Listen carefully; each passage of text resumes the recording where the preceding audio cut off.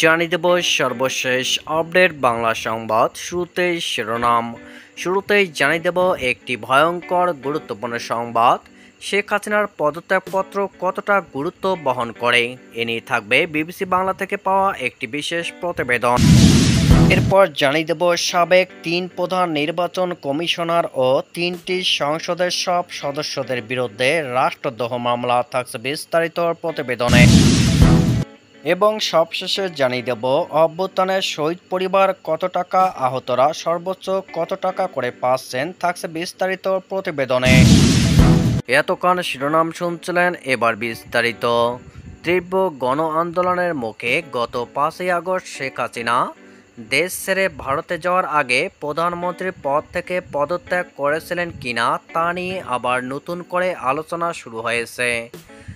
সাম্প্রতিক সামাজিক যোগাযোগ মাধ্যমে শেখ হাসিনার একটি কল রেকর্ড ফাঁসে ও কথিত পদত্যাগপত্র ঘিরে নতুন বিতর্ক শুরু হয়েছে। যদিও আওয়ামী লীগের পক্ষ থেকে তাদের ভেরিফাইড ফেসবুক পেজে সেই পদত্যাগপত্রটি ভুয়া বলে দাবি করা হয়েছে। যদিও এর আগের দিন দলীয় এক কর্মীর সাথে কথোপকথনের একটি অডিও কল রেকর্ডে শেখ হাসিনাকে বলতে শোনা যায়, দেশ ছাড়ার আগে তিনি প্রধানমন্ত্রীর পদ থেকে পদত্যাগ করেননি। গত মাসে অধ্যাপক মোহাম্মদ ইউনূসের নেতৃত্বে নতুন অন্তর্বর্তীকালীন সরকার গঠনের পরদিন শেখ হাসিনার ছেলে সজীব ওয়াজেদ জয়ও গণমাধ্যমে দেওয়া সাক্ষাৎকারে দাবি করেছিলেন তার মা পদত্যাগ করেননি। যদিও শেখ হাসিনার পতনের দিনই রাষ্ট্রপতি তার ভাষণে জানিয়েছিলেন শেখ হাসিনা পদত্যাগ করেছেন। শেখ হাসিনা ভারতে চলে যাওয়ার পর ভারতের পররাষ্ট্রমন্ত্রী এস জয়শঙ্কর 6 আগস্ট সেদেশের পার্লামেন্টে যে বক্তব্য দিয়েছিলেন, সেখানে তিনি বলেছিলেন, আমাদের জানা মতে নিরাপত্তা বিষয়ক শীর্ষ কর্মকর্তাদের সঙ্গে এক বৈঠকের পরে প্রধানমন্ত্রী শেখ হাসিনা পদত্যাগ করার সিদ্ধান্ত নেন। পরবর্তীতে তিনি শেখ হাসিনার প্রসঙ্গে সাবেক প্রধানমন্ত্রীর বিশেষণ ব্যবহার করেন। কিন্তু নতুন অন্তর্বর্তীকালীন সরকার গঠনের পর শেখ হাসিনা পদত্যাগ করেছেন কি করেননি, সেটি কতখানি গুরুত্ব সে নিয়ে চলছে নানা আলোচনা সবখানে। সংবিধান বিশেষজ্ঞরা বলছেন, গণ অভ্যুত্থানের মুখে কোনো সরকার প্রধানের ঘোষণা দিয়ে পদত্যাগ করেন না।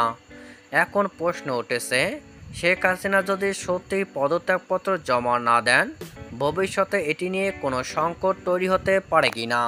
সংবিধান বিশেষজ্ঞরা বলেছেন, সংবিধানে বলা না থাকলেও অদ্ভুত পরিস্থিতিতে সেনাপ্রধান এক ধরনের কর্তৃত্ব নিয়েছেন। রাষ্ট্রপতির আদেশে সংসদ ভেঙে দেওয়া হয়েছে, অন্তর্বর্তীকালীন সরকার হয়েছে, কিন্তু বর্তমান সংবিধানে এমন কোনো বিধি নেই। সংবিধান না থাকলেও অন্তর্বর্তীকালীন সরকার গঠনের বিষয়ে শপথ অনুষ্ঠানের আগে রাষ্ট্রপতি সুপ্রিম কোর্টের মতামত চেয়েছিলেন। কোর্টের কর্মকর্তারা জানিয়েছিলেন, সেখানে অন্তর্বর্তীকালীন সরকার গঠনে সুপ্রিম কোর্ট মতামত দিয়েছে বলে এক বার্তায় জানিয়েছিলেন সুপ্রিম কোর্টের প্রশাসক। তবে আইন বিশেষজ্ঞদের কেউ কেউ মনে করেন, ভবিষ্যতে কখনো পরিস্থিতি ও সুযোগ তৈরি হলে আদালতে বিষয়টি উঠতেও পারে।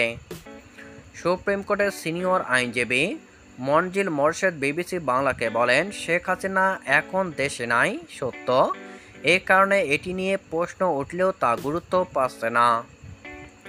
তবে ভবিষ্যতে এ নিয়ে কখনো যে প্রশ্ন উঠতে পারে না তা কিন্তু নয়।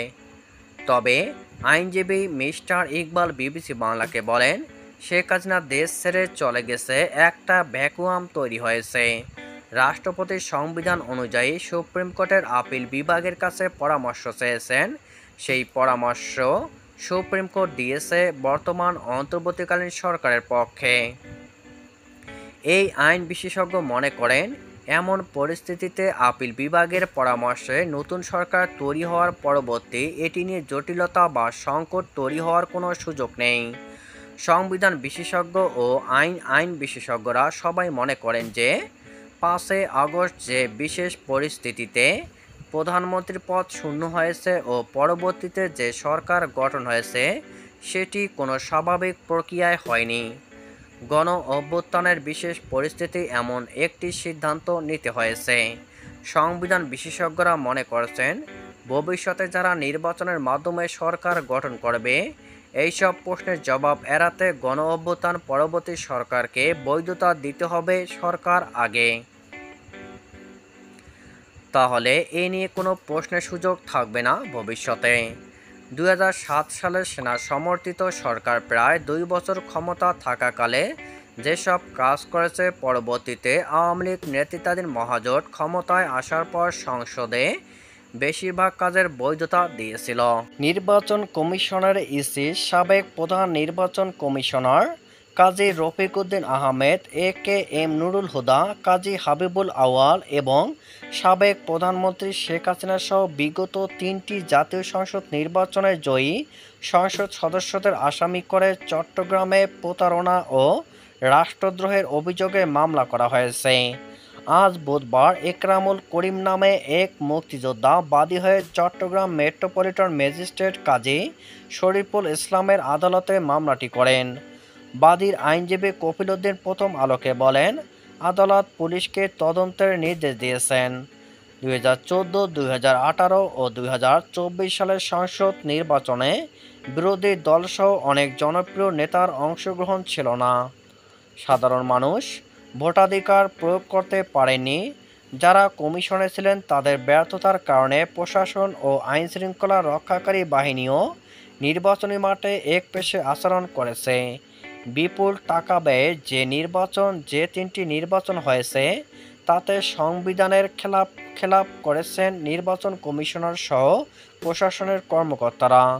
তাই রাষ্ট্রদ্রোহ ও প্রতারণার মামলা করা হয়েছে। একই সঙ্গে এসব নির্বাচনের সংসদ সদস্য যারা নির্বাচিত হয়েছেন অবৈধভাবে সুযোগ সুবিধা ভোগ করায় তাদেরও মামলায় আসামি করা হয়েছে। জুলাই শহীদ স্মৃতি ফাউন্ডেশন থেকে ছাত্র জনতার গণ-অভ্যুত্থানের শহীদদের পরিবার এবং আহত ব্যক্তিদের আর্থিক সহায়তা দেওয়া হবে।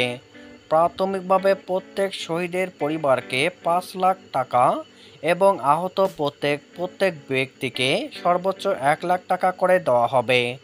আজ বুধবার ফাউন্ডেশনের কার্যনির্বাহী কমিটির প্রথম সভায় এই সিদ্ধান্ত নেওয়া হয়েছে। রাষ্ট্রীয় অতিথি ভবন যমুনা ফাউন্ডেশনের সভাপতি ও প্রধান উপদেষ্টা ডক্টর মোহাম্মদ ইউনূসের সভাপতিত্বে এই সভা হয়। পরে প্রধান উপদেষ্টা প্রেস উইং থেকে সংবাদ বিজ্ঞপ্তিতে এসব তথ্য জানানো হয়। উল্লেখ্য, আগেই সিদ্ধান্ত আছে আহত ব্যক্তিদের চিকিৎসার খরচ স্বাস্থ্য মন্ত্রণালয় দেবে।